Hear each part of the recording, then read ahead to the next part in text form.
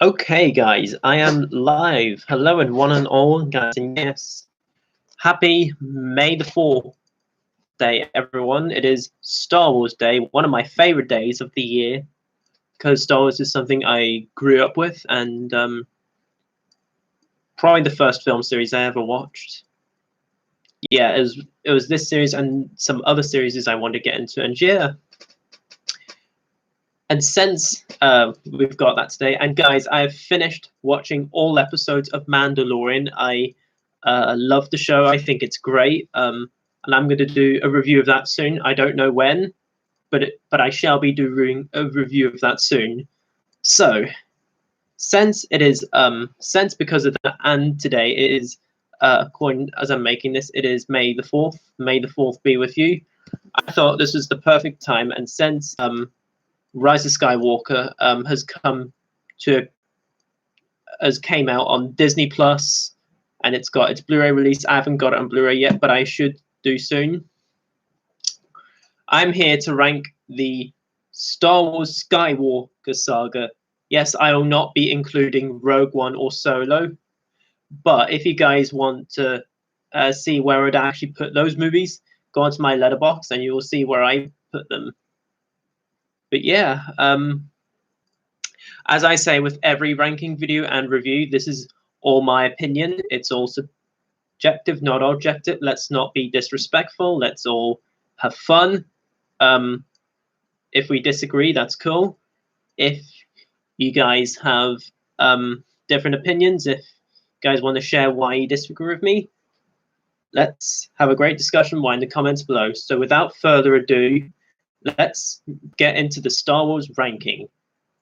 Yes, these are the 9 episode films I'm ranking. As I said, not including Rogue One or Solo. Without further ado, the top 9 Skywalker Saga films. Here we go. All right, coming at number 9. Yes, coming at number 9 is probably one most people can agree with, and that would be Star Wars Episode 2: Attack of the Clones. Now, Attack of the Clones, I don't think is a complete disaster. I think there's good elements of it.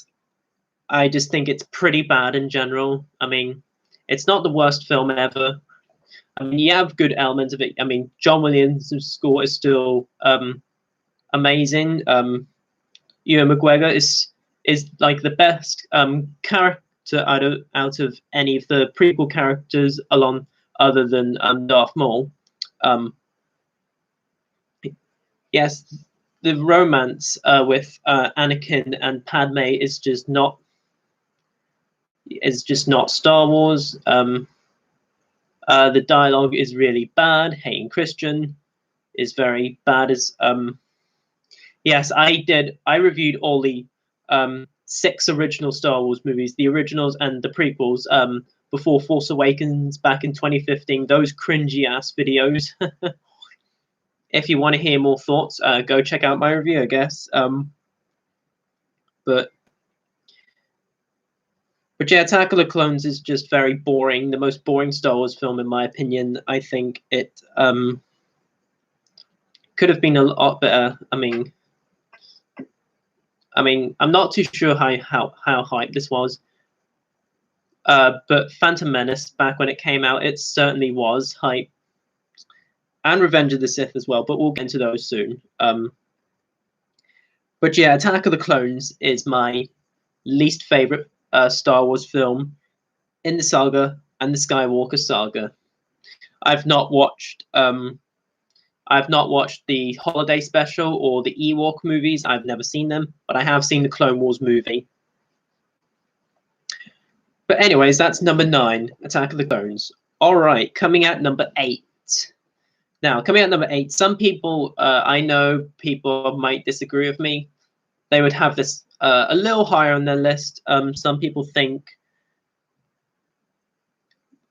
but this is the most recent one, and that's Star Wars Episode 9, The Rise of Skywalker. I know, guys, I wanted to love this movie. I wanted to enjoy it more than The Last Jedi, which we'll get into soon. But The Rise of Skywalker, it's not a bad movie. Like like Attack of the Clones is, because at least it has more good stuff in it than Attack of the Clones did. But if you look at it as a Star Wars movie, it's the most messy Star Wars film as far as stories go. I mean, after the opening crawl, which I didn't think was that good, you have sort of a callback to Rogue One Darth Vader scene, but only it's at the beginning where you see Kylo Ren tear shit apart. I mean, it's it's really cool. That's one of my favorite moments of Rise of Skywalker, where Kylo Ren at the very beginning tears shit apart before he starts hearing Emperor Palpatine. Other moments I like in Rise of Skywalker, I like seeing Han Solo for a memory piece from Kylo Ren. I think the fight between Rey and Kylo Ren is cool. I think it's you can look at this movie, you can hear John Williams' score. It's still great. The actors are doing their best. J.J. Abrams did his best to follow the previous two movies. And yes, if Colin Trevorrow, Duel of the Fates, was the actual Episode 9 movie, this movie could have been tons better, in my opinion, or if he didn't just bring back the Emperor. I will say, though, it was cool to hear the Emperor, but the way the Emperor looked in this movie, it just pretty much looks like a CGI zombie, and then transforming into Revenge of the Sith, Darth Sidious, and then like, oh, wait, what? But yeah, but problems with Rise of Skywalker, it's so choppy, it's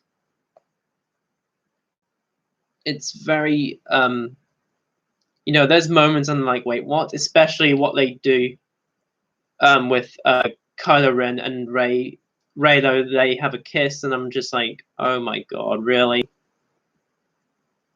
It was cool to see Lando Calrissian back. I love seeing Lando Calrissian back. And there's some fan elements in there, you have the sort of Avengers Endgame callback on your left, where Lando says, "There are more of us, Poe." And then you see there's a lot of ships going up against a ton of Star Destroyers. And, Kylo Ren is still great. Kylo Ren's like the best character out of the sequel trilogy characters. But The Rise of Skywalker, I just think it's the most disappointing in the series. It's a movie that I was so looking forward to, but it crushed me so much. It still has good elements. You can have fun with this movie. But as a Star Wars movie, as you look at it with all the other movies in the series, it's just not that good. But yeah, if you want to hear more thoughts, check out my review on Rise of Skywalker, number 8. All right, coming at number 7. I'm looking at my phone. Yeah, coming at number 7, and I'm like, why did you put this above Rise of Skywalker? Why? But I do have its reasons. I do like this a tad better than Rise of Skywalker, and I'll give my reasons why. Okay. At number 7 is Star Wars Episode 1, The Phantom Menace. Now, Star Wars The Phantom Menace was probably the most hyped of the prequel movies because it was like 16 or 17 years after Return of the Jedi, and people were so looking forward to this. But now the years have gone by, it really has sunk the movie. But again, like Rise of Skywalker, there's fun elements of it. The story is more complete than what Rise of Skywalker was. But there's moments to have. I mean, Darth Maul, I wouldn't mind it if they kept him as the main villain throughout the prequel trilogy. I would not mind it at all. He would be a fantastic villain. I mean, you have Darth Maul fights, great. The pod race scene is fun. I mean, again, Ian McGregor is the best part out of any of the Star Wars characters of the good guys in the prequels. But yeah, this film's not that good either. So if you want to hear more thoughts, check out my review. First review I ever done. Camera quality is some of the worst I ever done. But yeah, we all know the story to Phantom Menace. That's number 7. Okay, coming at number 6. So yes, it's either this. Coming at number 6 is to be either this or Rogue One to be considered to be the best prequel of the trilogy. I know some people are going to be mad at me for not having this high on the list or lower, because there are fans of this movie, and I do get it. And number 6 is Star Wars Episode 3, Revenge of the Sith.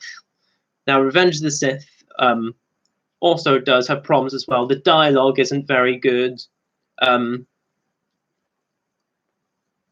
You know, oh yeah, I forgot to mention about Phantom Menace. Jar Jar Binks. Jar Jar Binks! Yeah. Probably the most annoying Star Wars character you can imagine. But anyways, Revenge of the Sith, you can see they are trying. I mean, there's great scenes with Anakin and Darth Sidious talking to each other. The opening's quite cool. It's a great lead-off onto the micro-series Clone Wars, which, by the way, guys, if you've never seen the 2003 micro-series Clone Wars, watch it. It's that good. So much better than the Clone Wars CG show, where it switches episodes so much. But anyways, we'll get to that whenever I review The Mandalorian. But Revenge of the Sith, there's a lot of Jedi fights. It's hard to choose a favorite. You know, the Count Dooku, you got a Count Dooku fight, you got a General Grievous fight, you have a Mace Windu fight, you have the Emperor Yoda fight, and of course the Anakin versus Obi-Wan. And such a great lead on to the original trilogy. And then, of course, you know, you get Rogue One, which is a spin-off movie. Rogue One is technically canon, but it has no mention of Skywalker whatsoever. But yeah, we all know the story to Rogue One anyway. But elements of the movie isn't great either. But if you want to hear more thoughts, check out my review for Revenge of the Sith. It's sort of like a grade of a B sort of movie, while Attack of the Clones would be a C- or a D+, I don't know. And then Rise of Skywalker would be sort of Rise of Skywalker and Phantom Menace would be a C+. But yeah, this is like a B. Anyways, that's number 6. All right, coming at number 5 is probably the most divisive film in the galaxy. Most divisive film in the galaxy, might you ask me? How can you like this in your top at number 5? This movie's not good. It ruined everything Star Wars, blah, blah, blah. Well, yeah. Coming at number 5 is, there it is, Star Wars Episode 8, The Last Jedi. Yes, sue me. I enjoy The Last Jedi. Is there problems with Last Jedi? Yes, I will get to them. All right. Rose character. Not a fan of the Rose character at all. I mean, it's interesting to have romance with her and Finn, but it just didn't really kind of work for me anyway. And the casino stuff, not very good. If I would watch Last Jedi again one day, I would skip that. But if you look other than those things, the movie has got great stuff to it. It has funny moments, has some of the funniest moments in Star Wars probably, where Luke Skywalker is given the lightsaber by Rey and just throws it behind a soldier. And, you know, is trying to train Rey. Oh, I feel something. Ow! And when the blasters are firing on Luke, and Luke does this. You know, it's awesome. I think Luke Skywalker easily gives one of his best performances, played by Mark Hamill. But yes, thankfully we got to see him back in Rise of Skywalker as a Force ghost. But yeah, I mean, some people had a problem where they killed off Snoke. I mean, personally, I thought after that was really awesome, where, you know, Rey and Kylo Ren are starting to go up against Snoke's guards. Yeah, I keep saying Stoke instead of Snoke. Whatever. And that all romance kind of leads on to Rise of Skywalker. But again, we're not going to talk about it anymore. But Last Jedi has great moments, in my opinion. Despite its problems, I would give this like a B plus, honestly. I mean, yes, if you don't like Last Jedi, that's totally fine. I totally get why you don't like it. How it basically makes things that you don't expect happen. Because Rian Johnson did his own thing, and J.J. Abrams did his own thing, and J.J. Abrams did his best to follow on this movie and Force Awakens. But okay, number 5, yeah. Alrighty, guys, coming at number 4. Yes, coming at number 4. Now, I know some of you guys are probably thinking this should be in the top 3 easily. The originals are easily the best. Nothing beats the original movies. And yes, number 4 is one of the original movies, and that is Star Wars Episode 6, Return of the Jedi. Yes, Return of the Jedi, such a great conclusion. And yes, say what you want about the Ewoks. I mean, I'm not a fan of them either. I mean, if you want to hear more thoughts, check out my review along with Last Jedi, I forgot to mention. But Return of the Jedi was just such a great conclusion, finale, which I wouldn't mind if Star Wars ended it here, but unfortunately we've now got the sequel trilogy and Mandalorian and the spin-offs. But Return of the Jedi was just so good. You know, this is easy like an A- or an A. I don't know what I'd give it, because it still does have its problems. But, you know, but I don't know what I would give this movie, honestly. But, yeah. But Return of the Jedi is awesome. It's my number 4. All right, coming at number 3. Yes, coming at number 3. Some of you would either agree this or Rogue One is considered to be the best of the Disney Star Wars movies. Give me a moment, guys. Sorry. There we go. All right, coming at number 3. Yes, again, come at me. Number 3 is Star Wars Episode 7, The Force Awakens. Yes, I still love this movie. Sue me. I have friends who don't like the sequel trilogy, saying that I shouldn't like them. I will say, though, the one negative thing I will say, other than the fact that Force Awakens rehashes elements of The New Hope, the one thing I will say is the CGI creature owned by the Scottish bad guy.